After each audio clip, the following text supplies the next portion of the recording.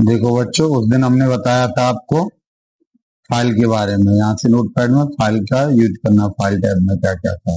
आज हम आपको बताते हैं एडिट और फॉर्मेट का। देखो, जैसे मैंने कुछ डाटा कॉपी किया हुआ है, जैसे कंट्रोल सी करते हैं उस तरीके से, फिर कंट्रोल वी करके ये देखो काफी डाटा लिखा हुआ है, आ गया।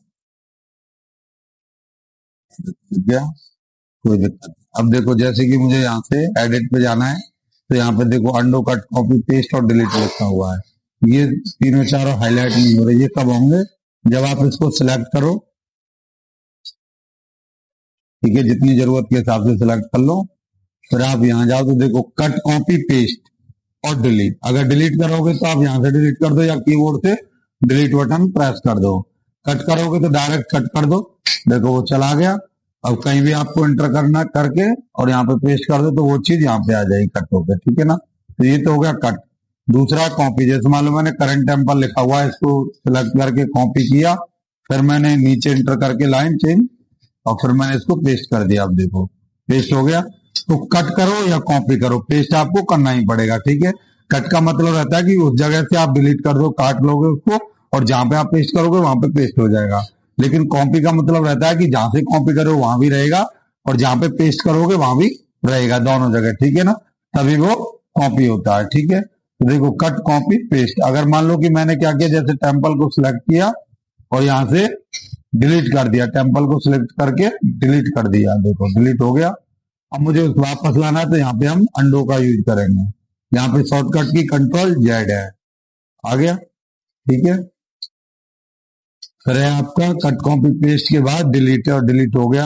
ये सर्च विद बिंग का, यानी अगर किसी चीज के बारे में आपको जानकारी करनी है गूगल से, तो यहाँ पे जाओ और यहाँ पे सर्च कर दो, तो ये आपको गूगल पे ले जाएगा सर्च करने के लिए। फिर है फाइंड। फाइंड का मतलब होता है ढूंढना, पता करना। तो देखो जैसे ही मैं फाइंड पे क्लिक करता हूँ ये ऑप्शन खुल जाएगा। अब इसमें मुझे ढूंढना क्या है, जैसे यहाँ पे ये लिखा हुआ है बोथ वाला ऑप्शन, ये तो मैं इसको ढूंढता हूँ, तो मैंने लिखा बोथ। अब फाइंड करो तो देखो उसमें अब क्या कह रहा है, कैन नॉट फाइंड कह रहा है वो।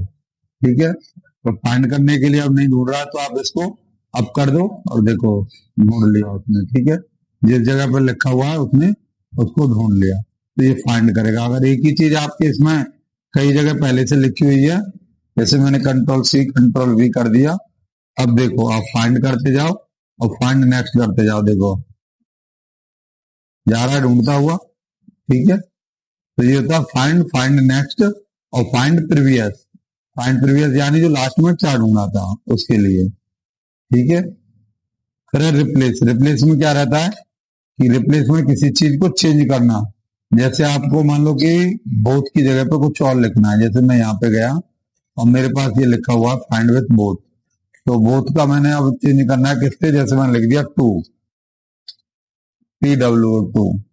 अब मुझे पूरी फाइल में जहां जहां पे ये लिखा हुआ है वहां पे टू करना है, तो एक ऑप्शन तो ये आप रिप्लेस करो तो एक एक से चेंज करता चला जाएगा ये। ठीक है, और अगर आपको एक साथ ही करना है तो आप क्या करो, रिप्लेस ऑल कर दो।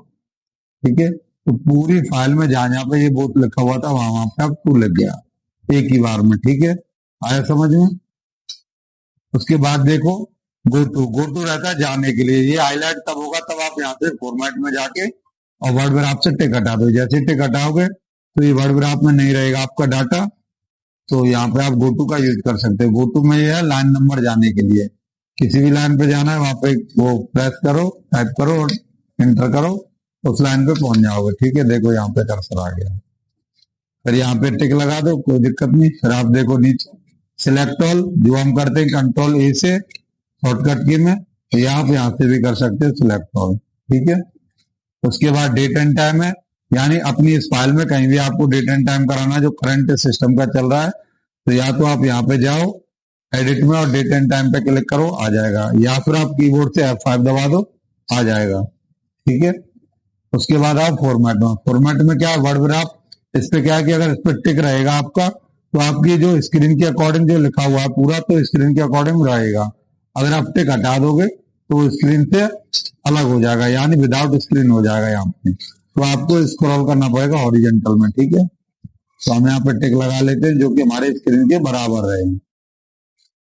फिर फॉन्ट है आपका, फॉन्ट में क्या है कि जो लिखा हुआ है इसको आपको चेंज करना है। तो चेंज क्या करना है, जैसे मान लो कि आप इसका साइज या किसी दूसरे फॉन्ट में बदलना चाहते हो तो आप यहाँ से जाओ और फॉन्ट बदल सकते हो। देखो चेंज हो गया, बढ़ गया, ठीक है।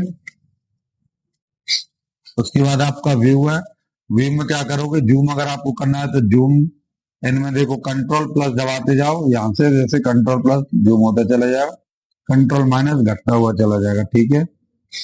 और एक शॉर्टकट की है आपकी यहाँ पे कंट्रोल प्लस जीरो दबाओगे तो ऑटोमेटिक 100% हो जाएगी आपकी स्क्रीन वाला साइज, ठीक है ना, यहाँ पे। और स्टेटस बार जो आपको ये नीचे दिख रहा है इसको शो कराना है हाइड, तो यहाँ से आप टिक हटा सकते हो तो चला जाएगा, और टिक लगाओगे तो आ जाएगा, ठीक है। वीडियो अच्छी लगी हो तो चैनल को सब्सक्राइब करें।